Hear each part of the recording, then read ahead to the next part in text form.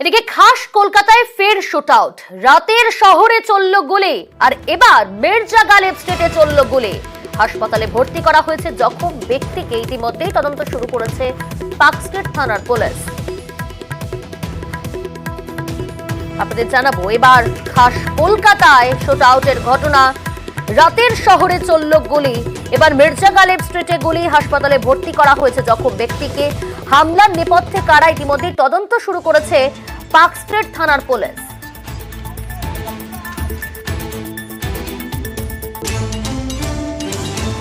আমি দেখলাম ওই ভদ্রলোক পুলিশ বসে আছেন। আমি বললাম কি সোমবার দিন কুরবানি, আজকে কেন পুলিশ বসে আছে? তারপরেই দেখলাম প্রেস ঢুকছে। এইসব জায়গায় তো আমরা কিছু দেখিনি, আগে এসব ছিল বহুত পুরনো, এখন তো এইসব জায়গা একদম ফ্রেশ, সেখানে কোনো অসুবিধা নেই। আমরা তো কিছু বুঝতেই পারলাম না যেখানে কালকে এত বড়টা ঘটনা ঘটেই গেছে। আমি 8টায় গেছি, ঠিক আছে, তারপর আমার এখান থেকে ভাই বন্ধ করে গেছে 9:30 10টায়, তো কোনো কিচ্ছু ছিল না, এখানে পরিষ্কার ছিল। এখানে তো বন্ধ হয়ে গেছে 12টার সময়, রাত্রির সময়। না কিছু নেই এখানে, দিন নর্মাল ছিল তো, এখানে কেউ ছিল না, সব বন্ধ হয়ে গেছে 12টার সময়, সব স্টাফ বাড়ি চলে গেছে। ছেলের সঙ্গে আমার লাস্ট কথা হয়েছিল রাত্রিবেলা, তারপরে আর কোনো কথা হয়নি। সকালে মার কাছে ফোন এসেছিল যে আমি চিত্তরঞ্জন হসপিটালে আছি।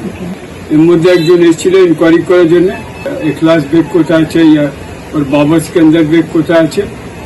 আমি তো জানি যে চিত্তরঞ্জন হসপিটালে আছে, অতটাই খবর আছে। ক্লাস কি করে? আমার সঙ্গে ব্যবসা করে। কিসের ব্যবসা? গার্মেন্টস।